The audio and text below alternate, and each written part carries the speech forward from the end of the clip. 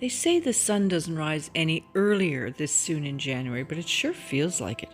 Feels good. But I am still a long way off from planting or eating from the garden. I'm regrowing some rutabaga greens at the moment, so I thought I'd show you them. Super easy to do, and I think really worth giving it a go. I'm always pleased when my vegetables in my indoor winter growing grow well. Fingers crossed, they don't always.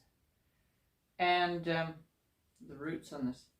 When I pulled out for dinner the other night, about a week ago I think it was, a rutabaga, it had the wee green leaves on it, and I said to Bruce, oh look, the poor thing trying to grow out in the freezing garage. It's -12 I'm sure in here right now, in potting soil. This is my storage for them for winter use.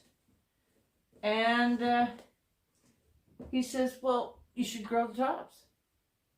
And I thought, yes, I should. Why didn't I think of that?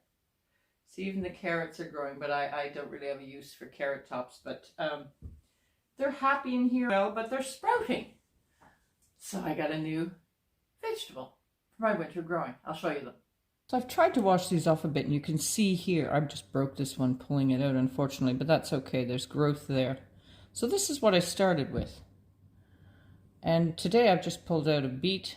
I'm going to do that one also. Beet greens are delicious. I think this one will make it too. It's very small. I think you'd like to start with larger vegetables, but I'm just going to keep succession planting these as I use them for food.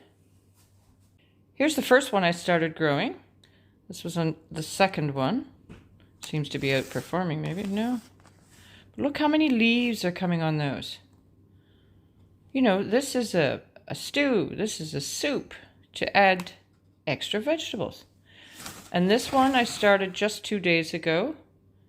It was looking very much like that. Already we're seeing the leaves are getting their green and growing. Now I wouldn't recommend planting these outdoors later. These are struggling plants. They're not super healthy. I think we're all better served starting from seed as we normally would with our regular vegetables. So I just cut the shoulder from the taproot. I'll have to eat this now. As you use them, and soak them in water overnight. Not 100% sure why I did this. I just wanted them to have a really good start and soak up some moisture before I place them the next day into just regular potting soil. Now, when the leaves reach probably about 4 inches, I'll start harvesting them for use.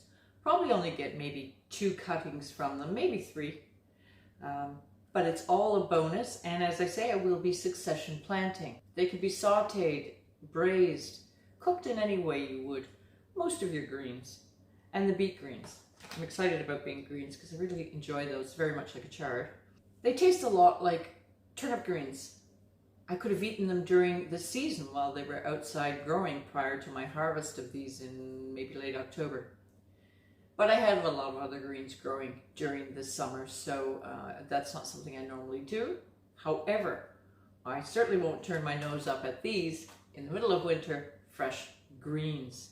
And after probably the 2 harvests, they'll end up in the compost bin like we normally would do. But what a great way to extend a vegetable from a seed, penny, to the taproot, yum, to then further greens.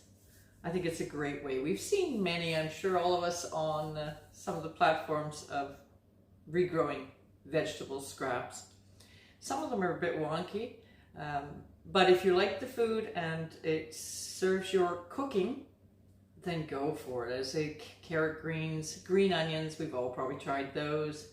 When you get the lettuce with the roots already, I tend not to buy from the grocery store too much, but those roots, you can just stick those in soil and that plant will continue on. Celery is a great one. There's lots of great vegetables. Don't do it with parsnip. I don't think you want to eat that, but although it is edible, they say.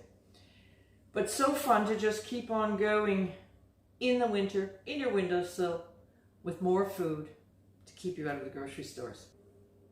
And for those of you in Newfoundland, very, what we call greens here, is rape. I don't know if it's called winter rape and very popular green. So these taste very similar. I got purple water now. By the way, over here, if you're wondering what this pot of berries is, this is dog berries or rowan berries, which my son and I are going to make our wine again. It turned out pretty good. We could have let it go a lot longer, so I think we will this time. I've also got some Agave squash. I made a soup, so I'm saving some of the seeds from my winter squash. So that's all for now. Let me know some ideas of what you're growing indoors from your vegetable scraps. It really is a good way to be a bit more, self-sufficient, sustainable, helping the environment, extending our growing season. But that's all. Thank you so much. We'll see you soon.